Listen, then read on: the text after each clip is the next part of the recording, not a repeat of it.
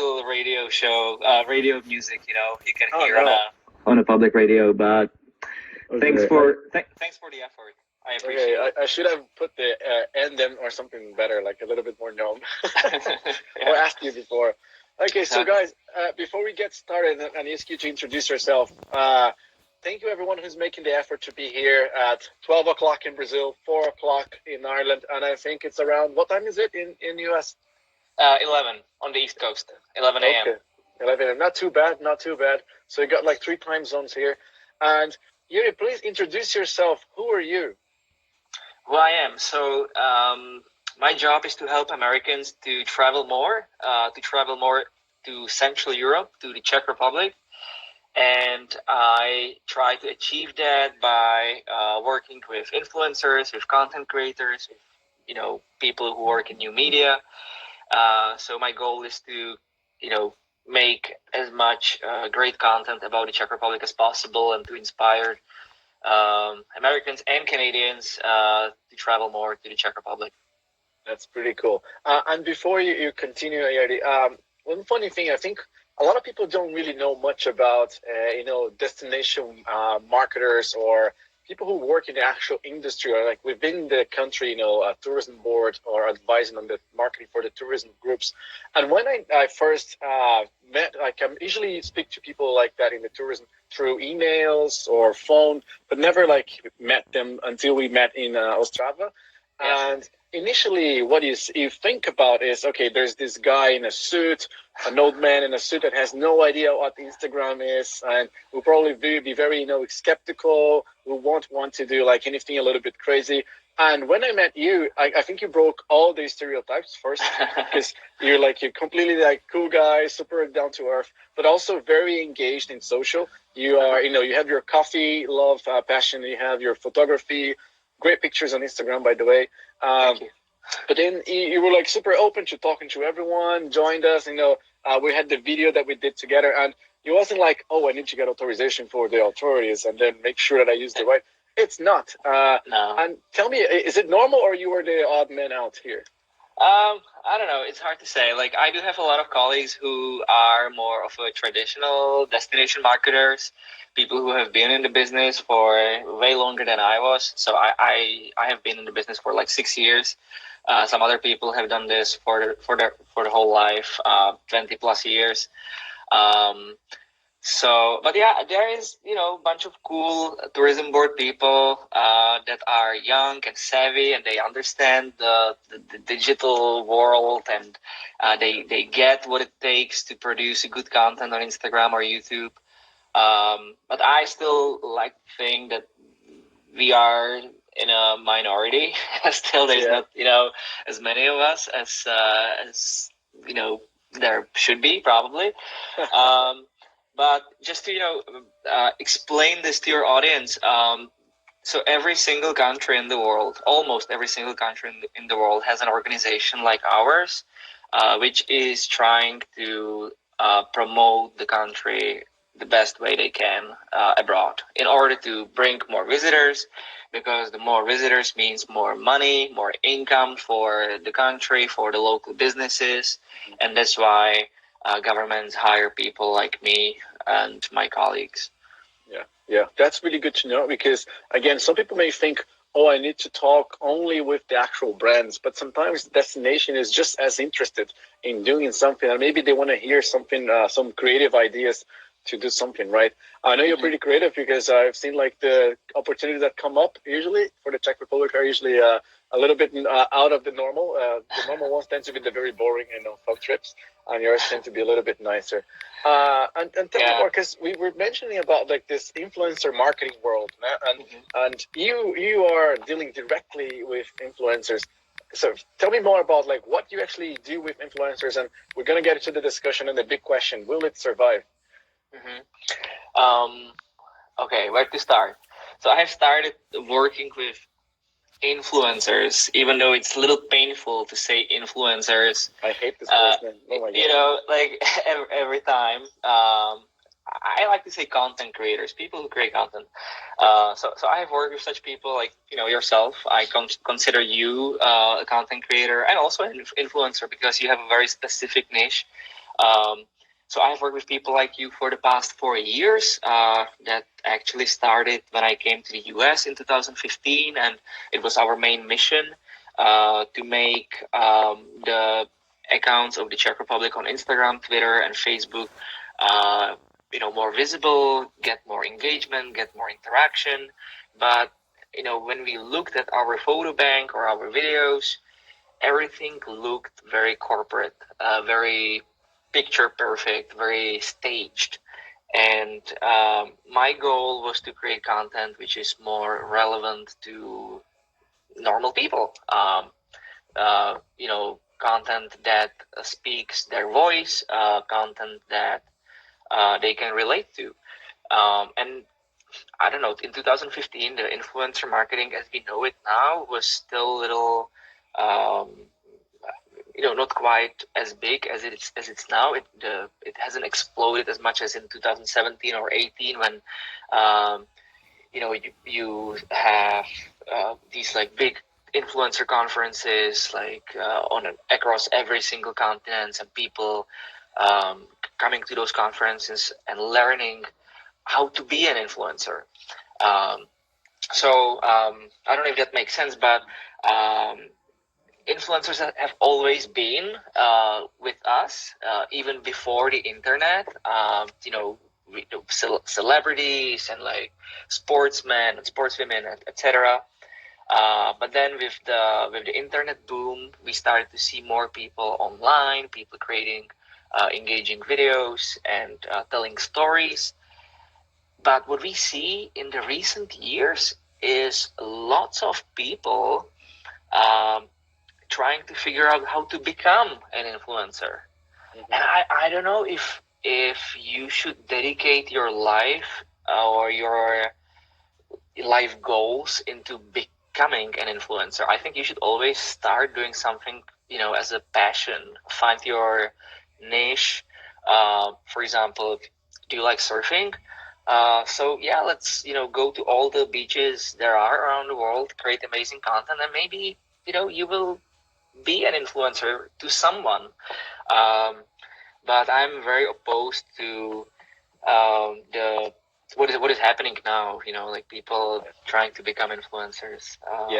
There's a really good point you mentioned there, Jiri, because there's I think the biggest difference of an influencer and a content creator is that, like, you could be an influencer for me if I'm going to ask about coffee or maybe a good lenses to buy for my camera, because I know you know about this, and I know you're going to influence me on my purchase decision. So you could essentially say I'm an influencer for coffee brewing. But it doesn't mean that you create content about coffee. I mean, you could, but maybe you don't. It's not related one to the other, where sometimes people create content not even thinking much like, okay, am I going to influence anyone here?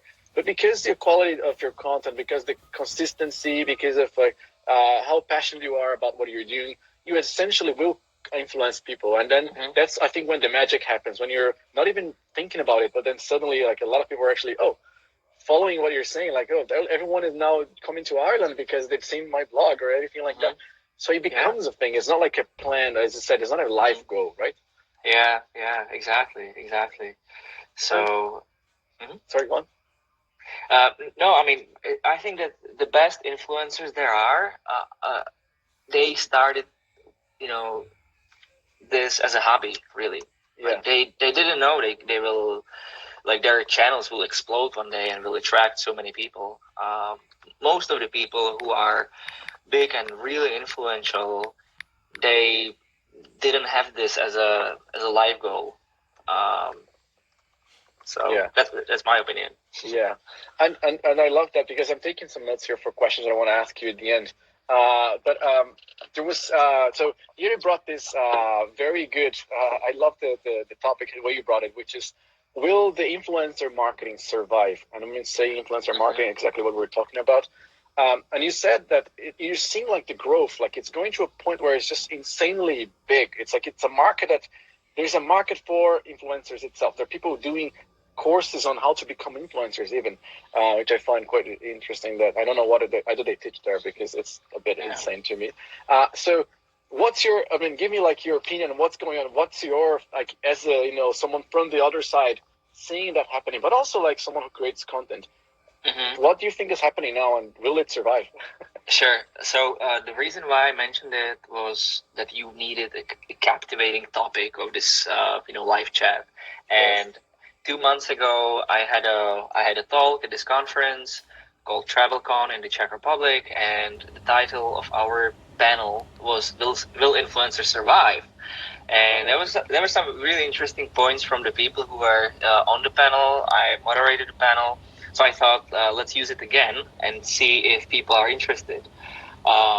We kind of concluded during that panel that influencers will survive, but only some of them, and because businesses and brands are getting more and more educated in terms of who to work with, how to calculate the ROI, and believe it or not, there's a lot of businesses who are working with the people who want to be influencers, and they are not getting the results they were expecting to get.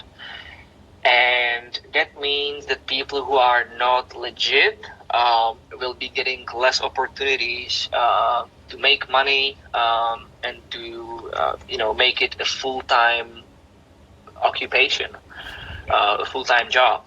So I think it's going to take some time, but in a 5-year time, or let's say in a 5-year time, we will have much less people who are considered actual influencers and who will be getting the money from the brands. That's my opinion. You mentioned something good, because you said now. I remember. I've had the Dublin for 11 years now, so I remember having to sometimes explain people about what we were doing and what would be the potential outcome of that. In other words, what would be the ROI, so the return on the investment made. Mm-hmm. And sometimes the ask was very simple. Sometimes the ask would be, allowing us to record in a certain place, and then we would promote that place in exchange of just having the permission to record. Very simple. I know people now want to get free stuff. They're like, oh, if I get the free hotel, the free tickets, I can do the video for you. And that starts to have a cost for you, because then, okay, I have to pay for the flight tickets, or even if it's not to pay, I have to negotiate with the flight company, and that's taking my hours here. It's time consumption there. So when you say ROI, or the results people are usually looking to get, what type of metrics do you look for, and how do you measure that? Oh, by the way, someone's ringing the door here. Would you mind me giving a second? Sure, yeah. One second, sorry. Go and answer the door. I'll try to entertain your viewers. Oh, there you go. I'm coming back. It's my dog who has just arrived back. And here, guys. Sorry, my dog came back from the daycare. Okay. And your dog can ring a bell on your door. He's so skillful, man. It's not him. It's the. Let me get him for you. Let's get. Wait. That's him. Oh wow. Look at him. He's cute. So now I completely forgot what the question was. So we're talking about the return on the investment. Oh yeah, so what are the metrics. You looking for on the metrics? Mm-hmm, absolutely, the metrics. So I think that there are two sets of metrics. One are the standard metrics, like the marketing metrics, the impressions, the views, the clicks, how long people stayed on a website, if they watched the video till the end, etc. We report those, and we are able to estimate what kind of marketing value it has. For example, we try to determine how much we would have to spend if we wanted to get this much of an exposure. And for that, it's easy calculation. Like, this has always been in advertising. But the other more important metric is, do people actually go and do what the influencer is doing? Will they go to the same restaurant? Will they go to the same hotel? How do we know that they booked the trip to the destination? And the answer is, we often don't. No, because it's so difficult to find out, unless the promotion is very specific. So that's why we try to create very specific types of activities and experiences and packages. And for example, lots of bloggers, they do affiliate marketing with like brands like hotel booking websites like booking.com and others. So some of those bloggers who are better than other are able to give you back metrics like how many bookings were made through the affiliate program they have installed on their website. And some people are very skillful with that. But my impression is that most people are not able to give you this ROI, or they are not able to prove that people actually went to the place. So what is important for us is to get a good content in exchange, a content that we can maybe use, on our own platforms. So good photographs, good video. I think YouTube is amazing because it's the second largest, search engine, which is there. So if someone makes a video for us and create good caption below the video, so the video is searchable, we know that the video will stay on the internet, and people will be able to find it.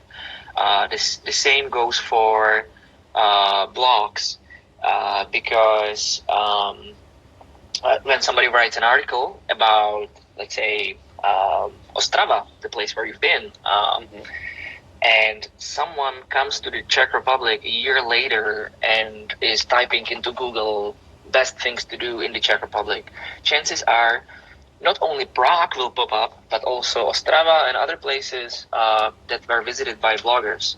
So the answer to that question is not simple. Every time I'm asked, it takes 3 minutes to answer it. But there's very specific approaches we need to take, and it takes time. Yeah, no, I love your points because you mentioned the standard metrics that they make completely sense. And I think one thing that we noticed, and I give you examples, we worked with like flight companies and worked with some specific locals and destinations. We know that we are able to put that place on the map. So the example of Ostrava, I think, was a really good example because of the conference. Now, a lot of people know Ostrava exists. A lot of people would think of Prague as Czech Republic. That's it. Or Brno. And now they know, there's Ostrava, and there are things to do there. So that's one thing I think that's not really easy to measure, but it gives you some level of knowledge about the place. So put some place in the radar. And then there's the secondary piece, which is the example I give for the flight company that we measured was the market share. So how likely are someone to book through that flight company? And then we measure after the campaign. And then if that increases, we increase their market share here in our audience by X. So that's an easy way for us to measure because we have control of our own metrics. And we need to support the brands or the destinations with that metric so they know if it's worth working with us or not in that case. You mentioned something really good because of the longevity of the content. So blogs, videos, they tend to have content that's going to last for a long time, like a few years even. But now I see that we're growing into like this immediatism and the content that survives like 24 hours, like Insta stories. But yet a lot of brands are trying to work with that. So isn't that like counterintuitive to what you guys are trying to do? Or that's just part of like, let's follow the trend? Well, I have to say that, Instagram stories are, great distraction from our lives. We all watch them. We all hate ourselves for watching them because then we realize, oh my God, how much time I spent with Instagram stories this day again and again. And do you really remember, like, what did you see, throughout the day? Yeah. I don't know. So I'm not saying that Instagram stories are completely useless when it comes to advertising. There might be something that really catches your attention, and you just do the swipe up and you find out more about the product they are trying to sell. But when it comes to travel influencers, imagine they have series of 10 Instagram stories from one day, and there are 3 pictures of food, 3 pictures of drinks, and 4 pictures of landscape.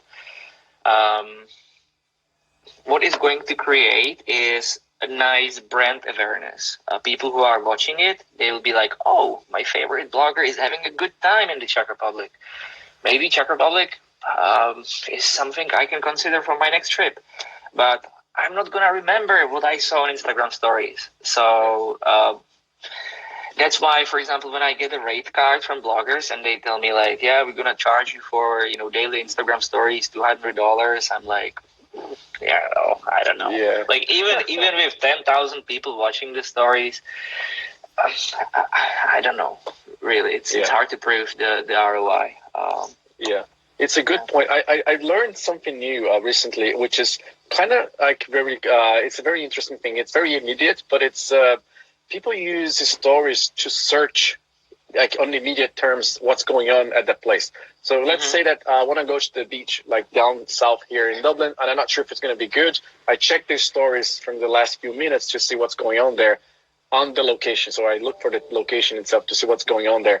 But that's, as you said, it's immediate. Like tomorrow, that's gone. Like whoever created that content's gone.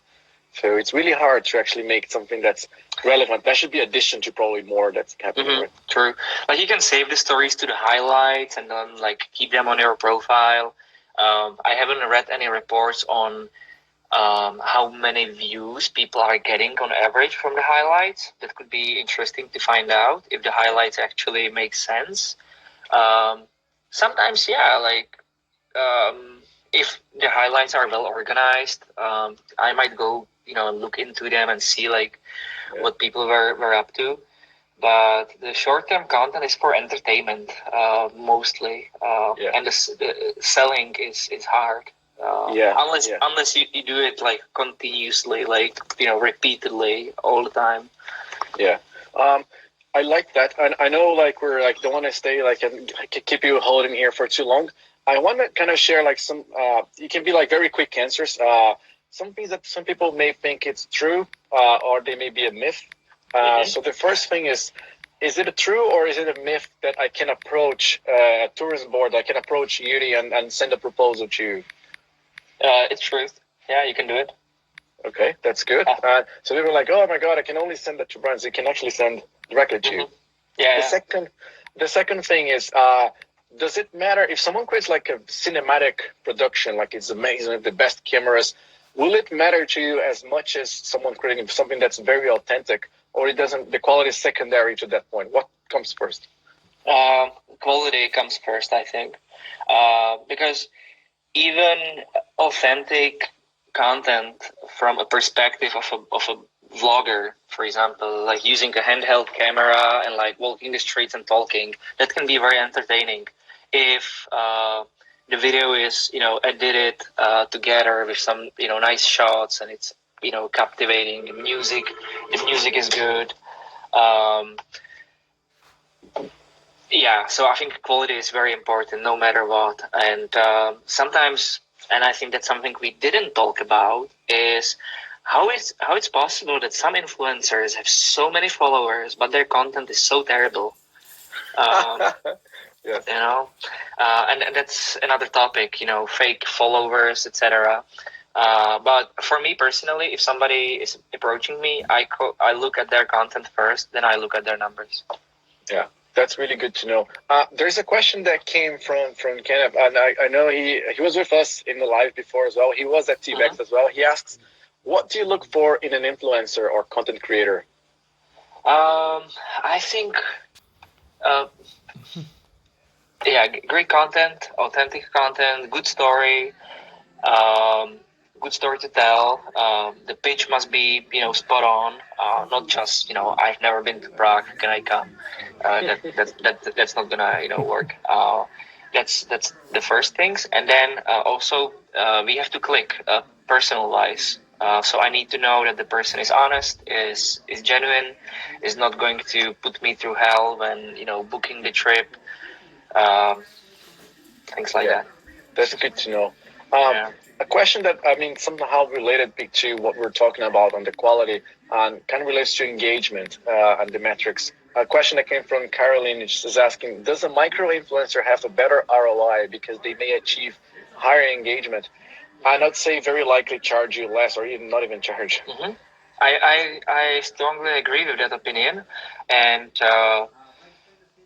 I have personally worked with people who have audiences smaller than 10,000 followers, for example, and the content was great.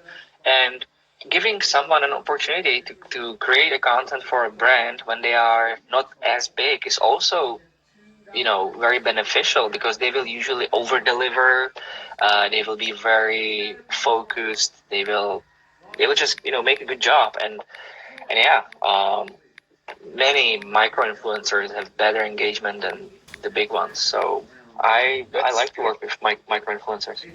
I like that. I like that answer, and I like the fact that some people may be scared to approach you or approach a company or like a destination because of that. They're like, I'm too small, so maybe you shouldn't be as. No, if you are too small, don't be afraid to approach someone. But you need to have a good story to pitch, and you need to know how to work with your tools, with your camera, with your editing, and all that. So.